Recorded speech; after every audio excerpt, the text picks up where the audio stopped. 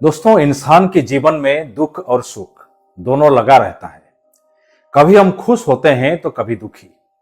कितना बढ़िया होता कि अगर हम हमेशा खुश रह पाते। ये सही बात है दोस्तों कि 100% तो नहीं, पर काफी हद तक हम दुखों को दरकिनार करके खुश रह सकते हैं। जो कहानी मैं आज सुनाने जा रहा हूं, उससे आपको खुश रहने का गुरु मंत्र जरूर मिलेगा। एक छोटा सा लड़का था जो हमेशा खुश रहता था, लेकिन उसके मन में यह डर था कि हो सकता है कि ऐसा समय आए कि वो दुखी हो जाए। एक दिन उसने मन में यह सवाल लेकर अपने गुरुजी के पास पहुंचा। गुरुजी से सवाल पूछकर लड़का कहने लगा कि गुरुजी, ये बताएं कि मैं हमेशा खुश और पॉजिटिव कैसे रह सकता हूं। गुरुजी ने एक पल सोचा और कहा, ठीक है, तुम जो जानना चाहते हो वो मैं तुम्हें बताऊंगा, पर उससे पहले तुम्हें मेरे लिए एक छोटा सा काम करना पड़ेगा।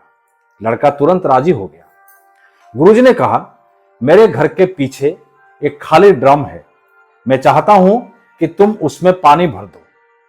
मुझे नदी से पानी लाने में दिक्कतें होती है, और सुनो, ये काम मैं तुमसे मुफ्त में नहीं करा रहा हूं। इस काम के लिए मैं तुम्हें 50 रुपए दूंगा। लड़का खुश हो गया क्योंकि उसे पैसों की जरूरत थी। उसने बाल्टी उठाई और नदी की ओर चल पड़ा। थोड़ी देर बाद वो गुरुजी के पास आया और बताया कि उसने ड्रम में पानी भर दिया है। लेकिन गुरुजी ने कहा, मैं आपको बताना भूल गया बेटे, मेरी रसोई में भी और एक खाली ड्रम है, क्या तुम उसे भी भर दोगे? मैं तुम्हें इस काम के लिए और 50 रुपए दूंगा।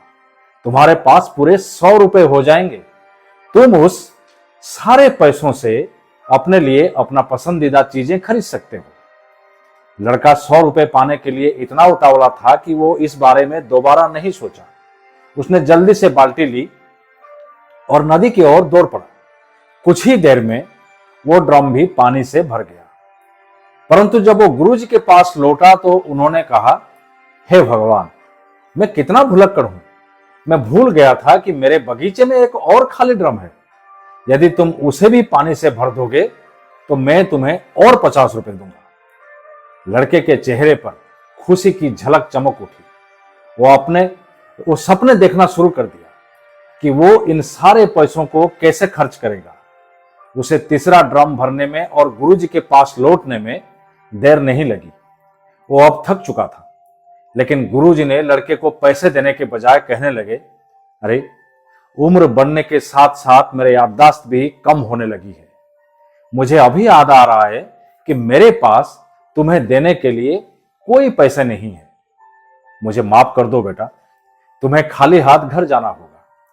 यह सुनकर लड़के के चेहरे से मुस्कान गायब हो गई। उसकी खुशी पूरी तरह से खत्म हो गई और उसकी जगह दुख और निराशा ने ले ली। लड़के की यह हालत देखकर गुरुजी मुस्कुराते हुए कहा, अरे चिंता मत करो बेटे, मेरे पास आपको देने के लिए पैसे हैं।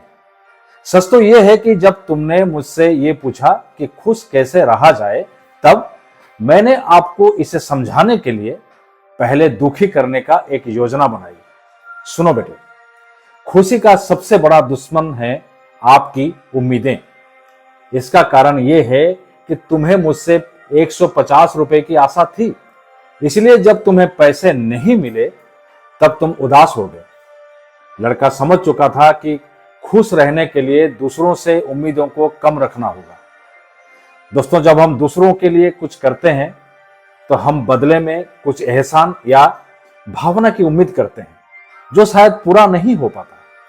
कभी कभी हमारी अपेक्षाएं अधिक हो जाता है या फिर असंभव होती हैं। हम उम्मीद करते हैं कि लोग हमसे प्यार करेंगे क्योंकि हम उनसे प्यार करते हैं। लोग हमारे प्रति अच्छे होंगे क्योंकि हम उनके प्रति अच्छे हैं। हम हमेशा उम्मीद करते हैं कि चीजें हमारे अनुसार होंगी, और जब ऐसा नहीं होता तब ये सब हताशा, निराशा, तनाव और क्रोध का कारण बन जाता है। लेकिन अगर हम लोगों से उम्मीदें कम कर दें तो हम जीवन में खुश रह सकते हैं।